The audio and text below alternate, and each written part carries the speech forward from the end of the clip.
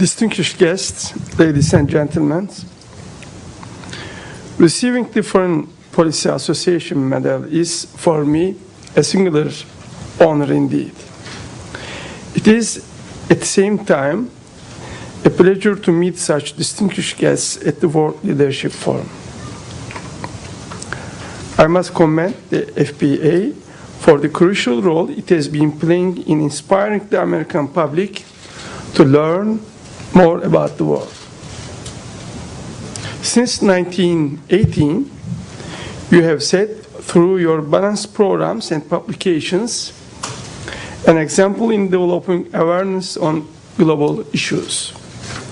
Ladies and gentlemen, the FPA medal presented to me today in a way symbolizes the acknowledgement by the international community of Turkey's contributions to the peace efforts in the Middle East. In modern history, no other region has been devastated by so many conflicts for so long.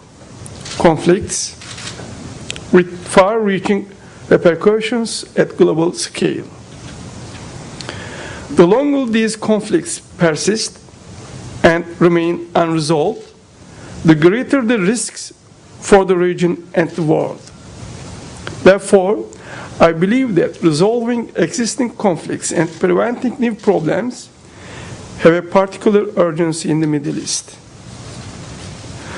Turkey's geographic proximity and historical and cultural ties with the Middle East make it particularly prone to developments that take place in the region. As a country which stands for and has a strong interest in maintenance of peace and prosperity in the region, Turkey's policy has been characterized by constructive engagement. The easing of tensions, elimination of their root causes, and creation of conditions for the resolution of conflicts remain the primary objective of Turkish diplomacy. On the other hand, supporting institution building and reform efforts, upholding universal values such as human rights, democracy, gender equality, good governance, and rule of law, bolstering intercultural and interfaith dialogue, promoting dialogue and reconciliation form the base tenets of our policy. Turkey, thanks to its historical and cultural background and also to its contemporary credentials, maintains good relations with all regional countries. I believe that the trust Turkey enjoys in the region is an asset both for us and the international community. Distinguished guests, Palestinian question continues to be a core issue in the region. It's my conviction that the ultimate resolution of this issue will dramatically change the political and economic climate in the Middle East and beyond. The outlines of a just and lasting settlement are known to all. The past year has raised hopes for a solution. The Annapolis Conference, actively supported and attended also by Turkey, brought an end to the 7-year freeze in peace talks. It gave fresh impetus to efforts for a peaceful Middle East. Certain setbacks on the ground may have diminished the expectations for attaining the end of 2008 target. However, this new momentum must be maintained. The major task ahead is to bridge the gap between the positions of the parties. The efforts by many third parties, especially Egypt and the United States, are commendable and worthy of support by all. What is now needed is courage on the part of the leadership of both sides and strong international support. I do recognize that both sides will have to make difficult decisions and painful concessions. However, this is the best opportunity for years to make peace, and it must not be allowed to slip past. Therefore, I hope they will hear this. Therefore, I urge the Israeli and Palestinian leadership to double their efforts towards the settlement. And since international support to peace process remains essential, it goes without saying that the continuation of the active engagement of the United States is imperative for its success. Ladies and gentlemen, I am well aware that peace is more than just treaties. As central as it may be, a political solution can be viable only if it is complemented by progress in the economic and social fields. In this regard, state building in Palestine and improving the economic and social conditions of the Palestinians are of utmost importance. It is with this understanding that just after Annapolis, Turkey pledged at the Paris International Donors Conference $150 million US over a 3-year period for the capacity building of the Palestinian state. Turkey continues to be one of the biggest suppliers of humanitarian aid to the Palestinians both in Gaza Strip and the West Bank.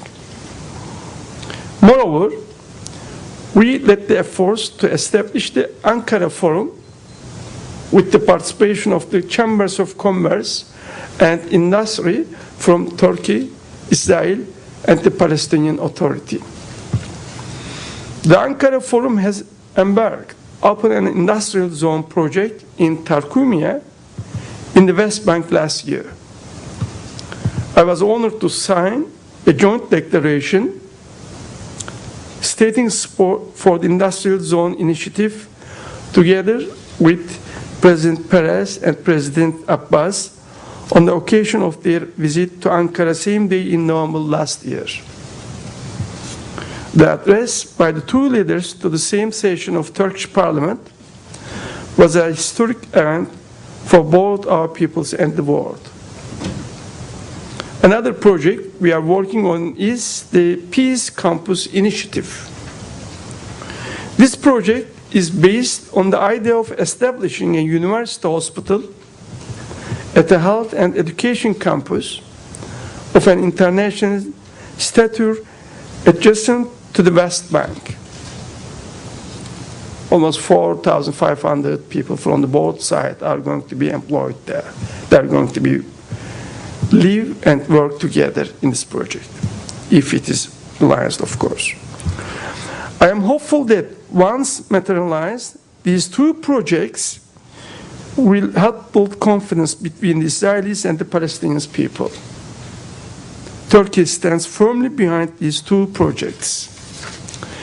When we succeed in this, I believe we will have set a working model of cooperation for the Israelis and the Palestinians. This will also be a model of successful third-party initiative for those countries willing to make a difference on the ground. Ladies and gentlemen, the Middle East peace process is bound to be incomplete without positive developments on the other tracks.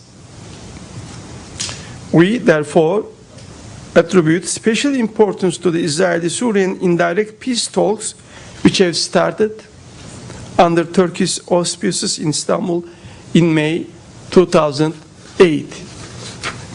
We are hopeful for a successful outcome at the end of the process.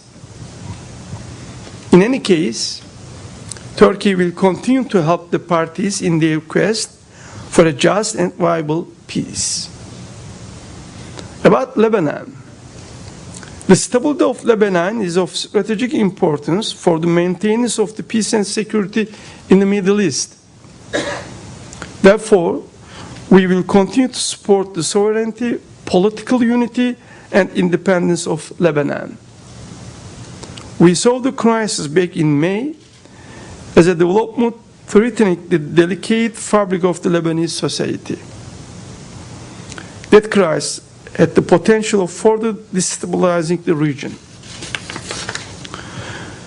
Turkey, in cooperation with other partners, spent considerable efforts to defuse the crisis. We welcome the Doha Accord finally reached.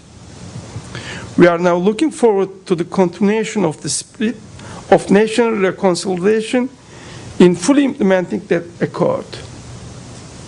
However, the international community must remain committed to the stability of Lebanon.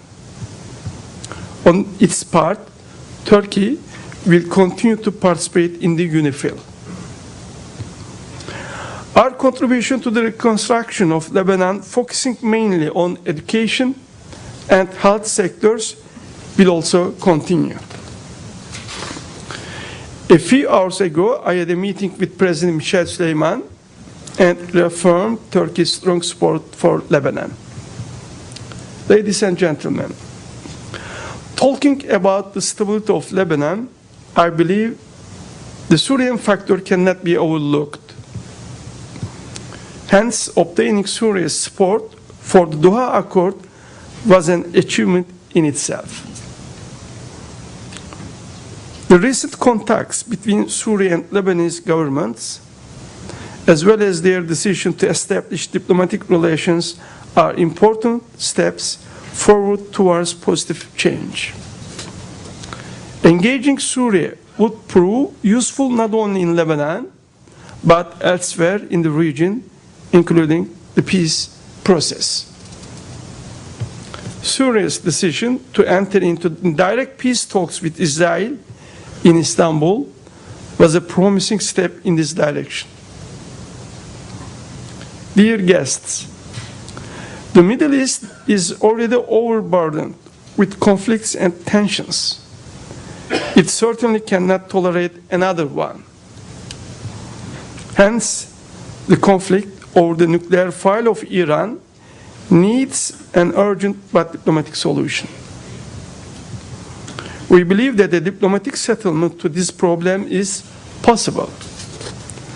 Such a settlement should take into account the principle of the right to peaceful use of nuclear energy, as well as full compliance by Iran with IAEA norms and the NPT obligations. President Ahmadinejad's recent visit to Turkey allowed us to urge our neighbor, Iran, at the highest level to seize the good opportunity offered by the new incentive package of the 6 countries and to pursue the negotiations in good faith. It was the very same line of thinking that inspired us to host the Larijani-Solana meeting in Ankara in 2007.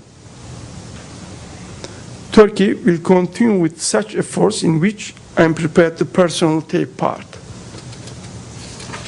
Distinguished guests, in Iraq, thanks to the efforts of the Maliki government and the MNF, there appears to be encouraging signs of improvement in the security field. This trend should be maintained. An improved security environment would facilitate the national reconciliation efforts among Iraqis and finally return the normalcy in their country. However, for a genuine and lasting national accord, security a fair and balanced power sharing mechanism among Kirkuk's 3 main ethnic groups is of particular importance. Turkey wishes to see a strong, united, stable Iraq. An Iraq that ensures the democratic rights and freedoms of all its citizens based on a non-sectarian Iraqi identity. An Iraq capable of standing on its own feet and generating stability in its region. An Iraq at peace with itself and peace with its neighbors. My initiative 5 years ago as a Prime Minister to bring together Iraq and its neighbors on the same platform was a reflection of this understanding. I am pleased to see that since then, the neighboring countries of Iraq process evolved to a full-fledged platform, a platform widening international support for Iraq. This policy of Turkey will continue unabated. On the other hand, the elimination of the PKK terror organization's presence from the agenda of Turkish-Iraqi relations will certainly energize our bilateral cooperation.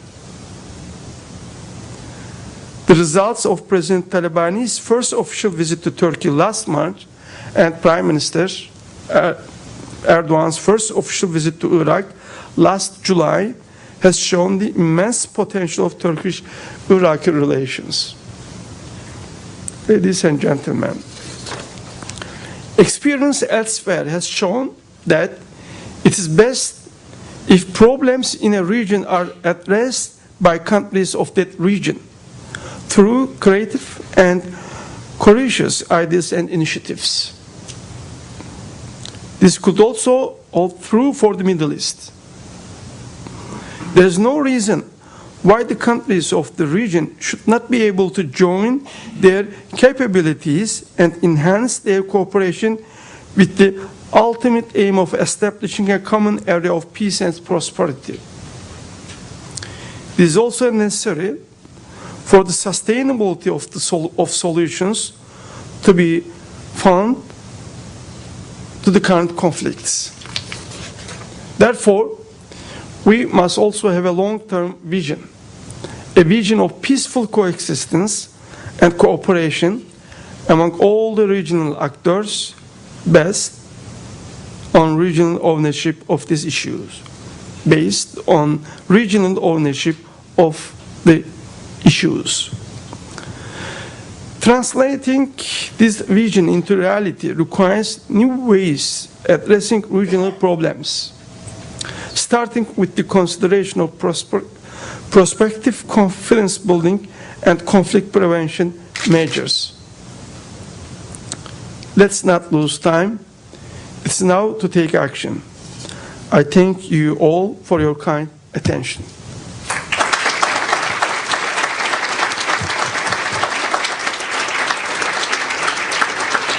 Thank you.